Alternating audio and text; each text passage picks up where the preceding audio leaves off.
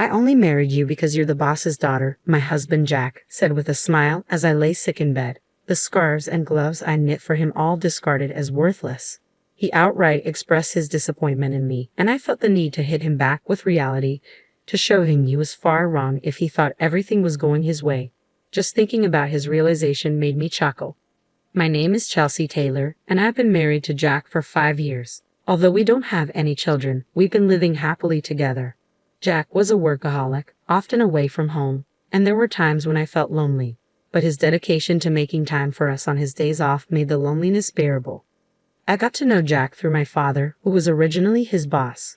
Jack suggested I become a stay-at-home wife, which was probably a great factor for me. Thankfully, I had time for myself.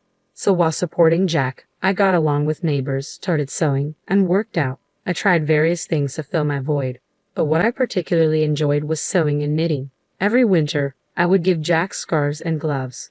Even though the first ones were poorly made, I got better every year, to the point where Jack said they were as good as the ones you get from a store. Hearing my husband's kind words, I became more fond of sewing. Someday when we have a child, I want to sew together, I told Jack. He said, maybe I'll join in and learn when the time comes, and gave me a smile. Of course, I never cut corners in supporting my husband, doing housework, and prioritizing spending time together on his days off. Thanks to his high salary, I must have seemed to lead quite a privileged life from an outsider's perspective. I had no complaints about such a life, vaguely thinking that I would continue to live quietly with my kind husband and our future child. However, the first hint of a shadow over this peaceful living crept up about 2 years ago. I was waiting for Jack to come home as usual when I suddenly felt dizzy and fell. My husband, who had just returned from work, took me to the hospital. When I woke up, I found myself in a hospital bed. According to the conversation between Jack and the doctor, my symptoms weren't light and seemed to be something I'd have to deal with for life. Fortunately, it didn't mean an immediate threat to my life, but it could happen again. Under these circumstances, I was recommended to stay in the hospital until my body recovered somewhat fully. Seeing me anxious, Jack said, seems like you'll be hospitalized for a while, but it's all right. I'll come to see you whenever I have time off from work. So let's get through this together.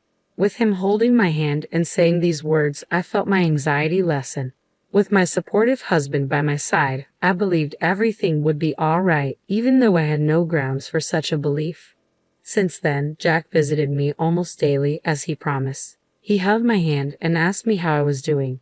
If I mentioned that my days at the hospital were boring, he would bring me my favorite sewing tools, and we would sew together and chat about trivial things that happened that day. Spending time teaching my clumsy husband how to sew was especially fun, and each time we did it, I was able to forget the boredom. However, such happy times in the hospital only lasted about a year. After handing over the yearly tradition of a hand-knitted scarf, the frequency of my husband's visits lessened.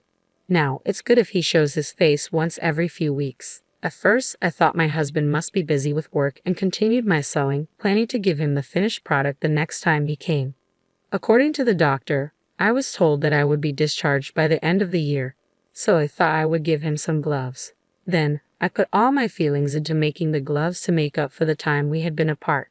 However, when my husband finally came to visit me after a long while, he looked at the gloves I handed him and coldly said, "You're still making these. It's frankly a nuisance." What he then handed to me was the scarf I had painstakingly knitted for him and a divorce paper.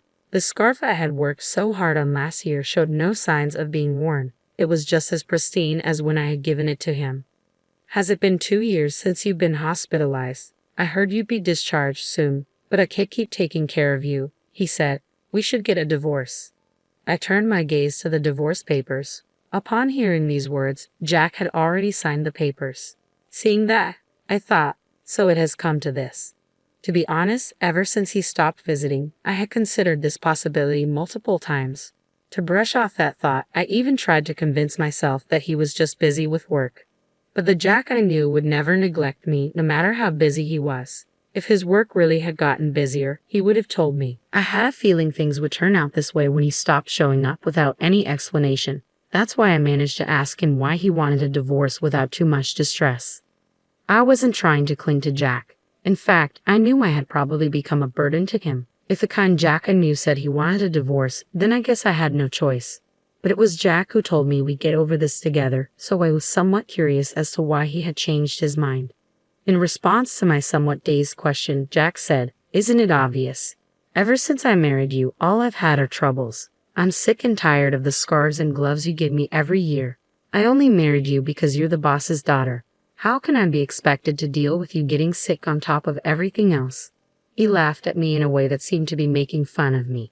He told me that he was tired of dealing with me, who had been innocently enjoying our life together.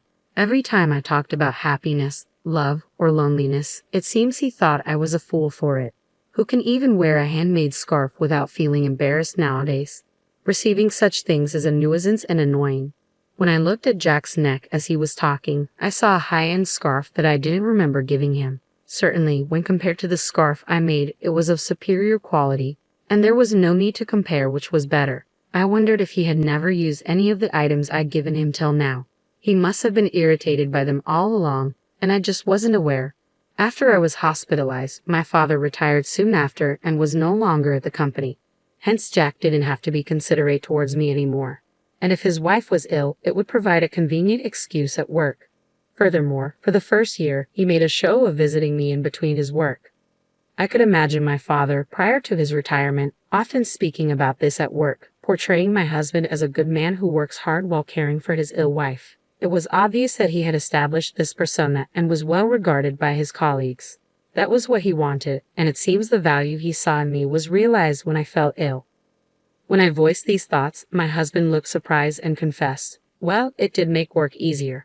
When I spoke about you, everyone was sympathetic and treated me nicely.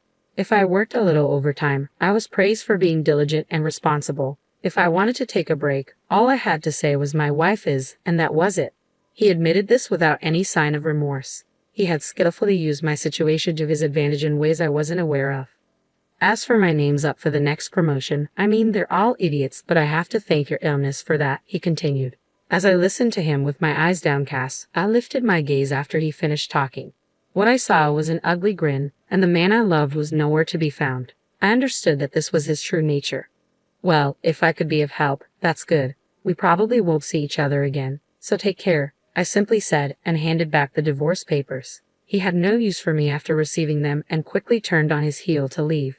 Thus our divorce was finalized, and I quietly wept. After some time, I was discharged from the hospital and returned home with my parents. When my father heard about what had happened, he raised his voice. "I never thought he would be that kind of guy," he said, but to me it didn't matter anymore. I calmed my father down and told him that I wanted to move back to my parents' home. Once I finished tidying up the house, my parents were understanding and told me to do what made me happy. For now, I decided to live with my parents. Before that, though, I decided to visit the house. Where I had lived with my husband, however, a problem arose. The front door lock wasn't working. Confused, my parents and I looked at each other and decided to ring the doorbell, only to be greeted by a stranger. In my bewilderment, I asked him about the situation, and he said he had bought the house a little while ago. It seemed he had been living there for a few months already and appeared to be happily living with his wife and child. My parents' anger only grew with this revelation, but I chose not to disturb the new family. I bowed my head and quietly left.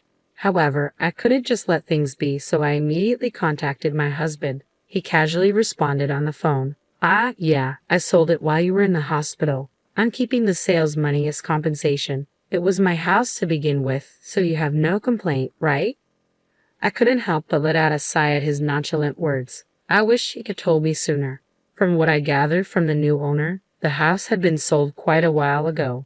My husband probably put it up for sale about a year ago, around the time he stopped showing up. Even if he intended to divorce me at that point, selling the house without any discussion was just outrageous. Our divorce had already been finalized with the submission of our signed divorce papers. However, since I was in the hospital, we had agreed to discuss compensation and asset division after my discharge. We had planned a meeting for next week, but my husband had taken action on his own, which was just unbelievable. What was even more troubling was that my husband didn't seem to think he had done anything wrong. That's why I told him calmly over the phone, "You really don't know anything, do you?" "Huh? What do you mean?" he asked, sounding puzzled. To which I responded, "I'll explain in detail next week." And then I hung up. I smiled at my worried parents and told my father I had a favor to ask. I shared my thoughts with him and asked him to prepare for what was to come. I see. I've got it all prepared, the necessary documents. The discussion is next week, so there's not much time. But we'll manage somehow, my father said, offering a slightly troubled smile. As a father, he probably feels some guilt for recommending my husband to me. His anger at my husband seemed to fuel him to do whatever he could. I thanked my father and waited for the day of our discussion. Imagining my husband's face at that time brought a smile to my face for the first time in a while. With my father's help, I prepared for the meeting. The place we chose for our discussion was at my family's home. My parents and I sat in a line, with my husband sitting alone across from us. Surely, he knew that my parents were injured by the divorce, but he didn't seem to care anymore. He probably thought there was no longer a need to be mindful of my parents. His composure was unshaken, even a hint of a smile was visible on his face. His demeanor was nothing short of insolent. I'm the victim here, however, and don't intend to demand too much alimony. The proceeds from the sale of the house will suffice, he said. His words conveyed a sense of magnanimity as if he was making the compromise. Seeing his attitude, my father's face turned crimson, but I gently placed my hand on his, trying to calm him down. In this discussion, the one who would be at a disadvantage is not us, but my husband. Knowing this, there was no need for us to be unnecessarily upset. There's something important we need to discuss first. As I spoke, my father presented a document. It was a paper proving that the land on which my husband's sold house stood was owned by my father. Indeed, the house was in your name. There's no disputing that. However, the land on which the house stands is my father's property, and he still holds the title to it. That should be clear from this document, right? Upon hearing my words, my husband slightly furrowed his brow. So what? The house was mine regardless. No one has the right to complain. Do you think you can retaliate against me with that? He chuckled and sighed, as if he found the situation ridiculous. It's true that even if the land title was in my father's name, there's no problem with the sale of the house as long as the house is under my husband's name. I continued. My husband must have looked into this matter before selling the house, and indeed, there were no legal issues with his actions. However, this is only from a legal perspective. For the family that bought the house, this would create a significant issue. You sold the house, didn't you? But considering we have the rights to the land, my father can demand rent from the family living there.